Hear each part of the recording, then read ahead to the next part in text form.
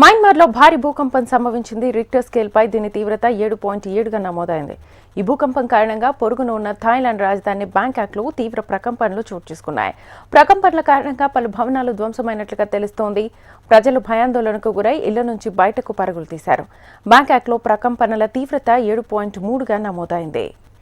Central మయన్మార్లో మోనివా నగరానికి తూర్పున 50 కిలోమీటర్ల దూరంలో 10 కిలోమీటర్ల లోతులో భూకంప కేంద్రం ఉన్నట్లుగా యుఎస్ జియోలాజికల్ సర్వే గుర్తించింది. స్థానిక కాలమానం ప్రకారం మధ్యాహ్నం 1:30 బ్యాంకాక్లో ప్రకంపనలు సంభవించాయి. పలు భవనాల్లో అలారం మోగడంతో ప్రజలు బయటకు పరుగులు తీశారు. ప్రకంపనల ధాటికి అనేక భవనాలు ఊగిపోయాయి. మరోవైపు మయన్మార్లోనూ అనేక భవనాలు ధ్వంసమైనట్లుగా తెలుస్తోంది.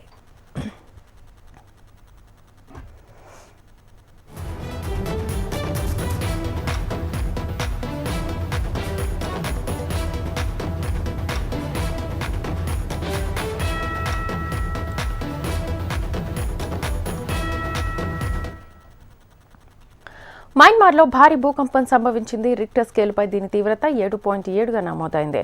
ఈ భూకంపం కారణంగా పొరుగున ఉన్న థాయిలాండ్ రాజధాని బ్యాంకాక్లో తీవ్ర ప్రకంపనలు చోటు చేసుకున్నాయి. ప్రకంపనల కారణంగా పలు భవనాలు ధ్వంసమైనట్లుగా తెలుస్తోంది.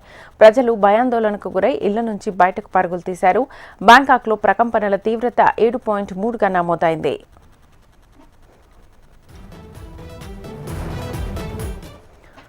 సెంట్రల్ మయన్మార్లోని మోనివా నగరానికి తూర్పున 50 కిలోమీటర్ల దూరంలో 10 కిలోమీటర్ల లోతులో భూకంప కేంద్రం ఉన్నట్లుగా యుఎస్ జియోలాజికల్ సర్వే గుర్తించింది.